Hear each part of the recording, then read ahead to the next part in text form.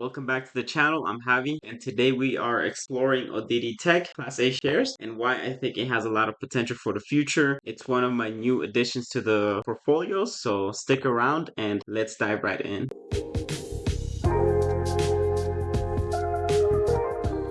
I want to disclose my position in the stock. I did buy shares today, worth 3,600 of 100 shares. My plan is to hold for 5 years or longer, and it is a portfolio diversity of 1.83%. I do have a daily reoccurring investment on Oddity right now. I initiated it today. It's supposed to buy a share, $1 worth of Oddity when the market is open. Scrolling down, so it does have a market cap of 2 billion with the PE ratio of 25. It does not currently pay a dividend. Within the last year, it's been pretty much trading sideways.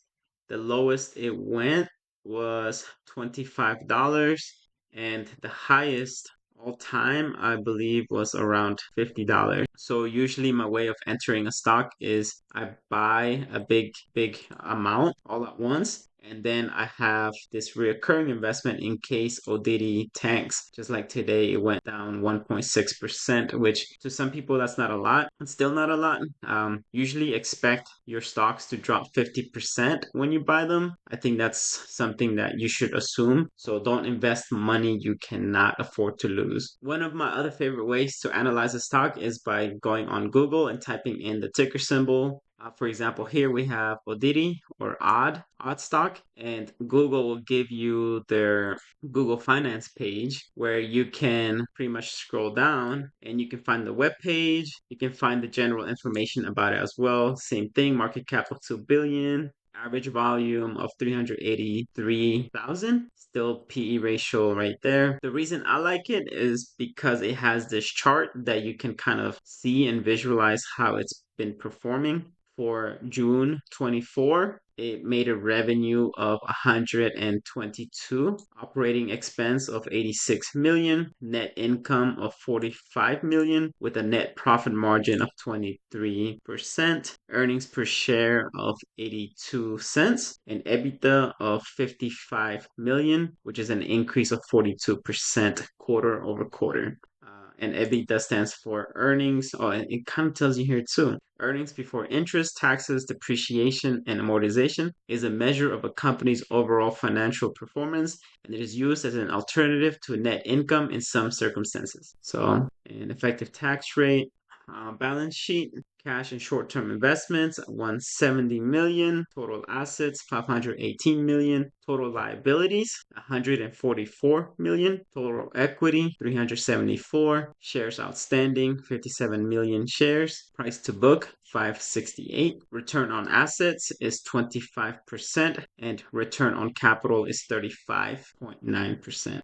For cash flow, net income 58 million, which is an increase of 169%. Cash from operations 87 million, an increase of 124% year over year change. And cash from investing went negative 139.9 million, which is a negative 443%, which is not good. Cash from financing 48 million, which is an increase of 19,941%. Wow, that's crazy. Net change in cash, negative 4 million, which is a negative 135%, which is not good. Free cash flow, 86 million, which is an increase of 106%. Overall, a lot of the numbers are going up, and that's why I like to use Google Finance because I can visualize it here. So it was doing well there, did bad here. In 2022, it started improving a little bit. 2023, it started doing a little bad. So you can move to the quarterly as well, and you can tell how it's doing. So when you go back to the annual, it started going down at the beginning of the year. So quarterly here. So down, September 23, December 23, it was still down. March 24, it made some progress. And June 24, it started making a little progress. It's beginning to drop a little bit too. So if you go back to the balance sheet here, balance sheet as well is going up, which is really good sign. So starting at 2020, 2021, the thing that changed was cash and short-term investments went down negative 27%. 2022, everything went up, which was good. 104% change year over year, 51% change year over year, 58%. So for the liabilities, it went up. For 23, same thing, it went up by 96%. Total assets, 87%, and total liabilities went up by 3%.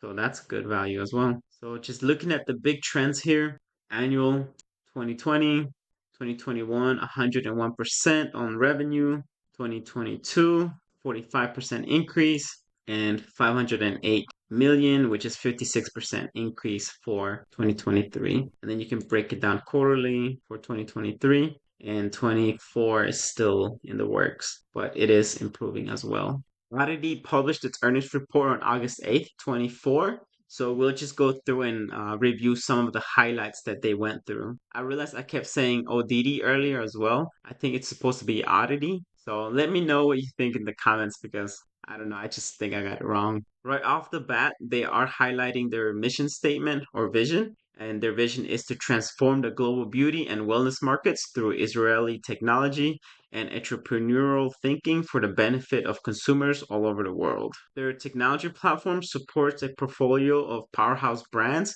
So they have the Il Maquillage or Devil Makeup in English, Spoiled Child, Brand 3, Brand 4, and they have partner brands and they have new ventures as well. Some of their capabilities as far as technology include data science, machine learning, responsive digital marketing, molecular discovery, hyperspectral vision, video on demand content, and web UX. And they are bragging about having a massive data lake where they pretty much share that data across brands and technology. Some of its financial highlights. So for quarter 2 24, it reports 596 million in net revenue the last 12 months. So comparing that to the year 23 here, year 23 they reported 508 million, which was 56% at that time, and now they're saying it was a 31% increase year over year net revenue growth last 12 months, quarter 2 24, and adjusted EBITDA of 148 million. So looking at this one was 100 million, so that's also an increase of 25%. Cash and cash equivalents and investments was 268 million. Free cash flow is at 114 million. They also included a chart that we looked at earlier on Google. So it's pretty much the same thing. So here it says 509 million, 509 million here. For 22, 525 million. Of course, they got to round it up to make it look better. 522 here. And as you can see, 522 million there. Pretty much they're just showing that they've increased their profitability over time. And they also have a chart showing how they exceeded their guidance. So here, their actual net revenue growth was 27%. Their initial guidance was 22 to 25%, and they pretty much beat it by 27%. Their gross margin, they were predicting 71%, and they beat it by 72.2%. Their initial May guidance was 53 million to 56 million, and they changed that to 60 million down the road, and they ended up beating it by 62 million. Their adjusted diluted earnings per share, 61 cent to 64 cents, and they revised that to 69, and they ended up beating it by a lot, which was 82 cents. They also included their financial outlook for fiscal year 24 and their quarter 3 24 outlook. For net revenue, they're expecting 633 to 640 million as compared to the last quarter where they got 509 million for fiscal year 23. And they're expecting a gross margin of 71%, and that's pretty much the same from the prior as well. Their adjusted EBITDA of 142 to 146. And here, let's look back. And 148 was the last adjusted EBITDA. So it's higher. For their adjusted diluted earnings per share, they're expecting 171 to 1.76. And that's a raise from 157 to 1.62. They also included an overview of the differences from quarter 2 23 to quarter 2 24. Their net revenue was 192, which is an increase of 27%. Their gross margin, 72 8.2%, which is an increase of 154 basis points, and an adjusted EBITDA of 62.3, which is an increase of 49%, an adjusted EBITDA margin of 32.3%, which was a increase of 470 basis points. An adjusted diluted earnings per share of 82 cents, which was also an increase of 46% from quarter 2 23. Now I'm just going to review some of the technology they mentioned on the earnings report, and I'll see if we have potential there. Built to be the most impactful platform of our lifetime, yada yada, okay. Scroll. Our massive data lake, 100 billion data points. We forge a new way forward. Okay. So same thing, new ventures, oddity data, AI guided molecular discovery. That's what I kind of just want to look into and see what they're talking about. Power Match, our proprietary AI matches consumers to the perfect product without ever stepping into a store. Power Match and Spoiled Brain deploy dozens of machine learning models to deliver product recommendations with precision, saving customers time and effort and driving conversions. AI is replacing the physical store and empowering consumers with a more fluid future between real and augmented reality. Oddity Labs, we are bringing pharma's AI-based molecule discovery to beauty and wellness. Based in Boston, Massachusetts, Oddity Labs is revolutionizing the beauty and wellness industry through patented proprietary technology and capabilities, including AI-based molecule discovery. This technology allows us to create targeted and highly efficacious products across an unlimited range of consumer needs and do it with a speed and efficiency that the industry has never seen before.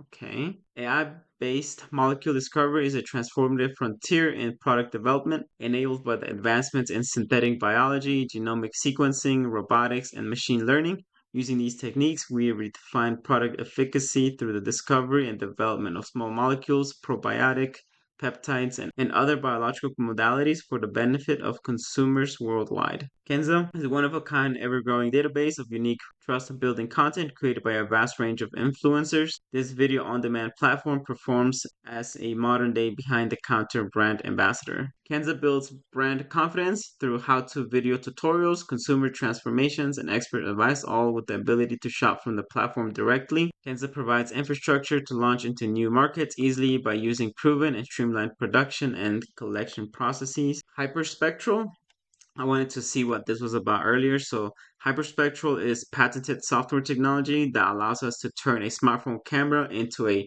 hyperspectral instrument that can both see and sense 31 wavelengths of light when the naked eye can only see 3. Hyperspectral, their smartphone-only product, can be used on a regular smartphone to analyze skin and hair features, detect facial blood flows, and create melanin and hemoglobin maps from a simple smartphone photo, transforming 3 colors to 31. So I'm just kind of reading what they're saying. I'm trying to go quick now because this video is going to be long if I don't. Then the website goes into Il Maquillage and Spoiled Child, and I found a article by Fast Company that talks about the Il Maquillage parent Oddity is about to supercharge hypergrowth. Basically, chances are you've encountered Il Maquillage, the fast-growing direct-to-consumer beauty brand that cracked the code for online shade matching. You may also have been blasted with ads for Spoiled Child, another beauty company which serves up the right mask, serums, moisturizers, and ingestibles for specific skin and hair concerns. It pretty much goes into the different brands that he has with Il Maquillage, Spoiled Child, and I've pulled up some of them here. So you can shop by product, and the thing about these products though is that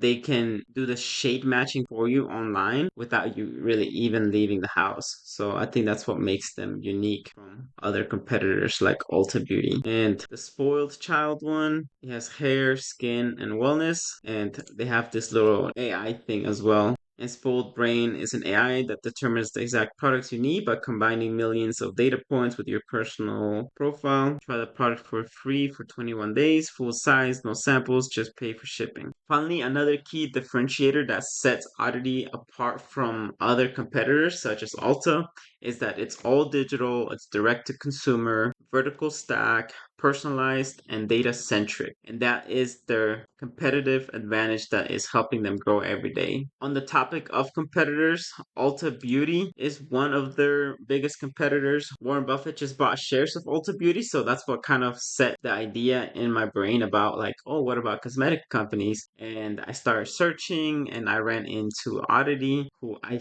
think has the potential to grow as fast as Ulta Beauty is, or potentially it could be bought out by Ulta Beauty because Ulta Beauty is 17.7 billion while Oddity was 2 billion. So Oddity has a lot of room to grow. Ulta does have a PE ratio of 14.48. Let me pull up. Let me duplicate this tab. That's being a little slow today. Okay, so let's odd because being odd is what makes them stand out. That's what they said on their website earlier. So their PE ratio is 25, so it's a little bit higher than Ulta. That means you're paying less to buy the shares of Ulta Beauty, but one key difference is their market cap. Ulta's market cap is much higher than Oddity of 2 billion.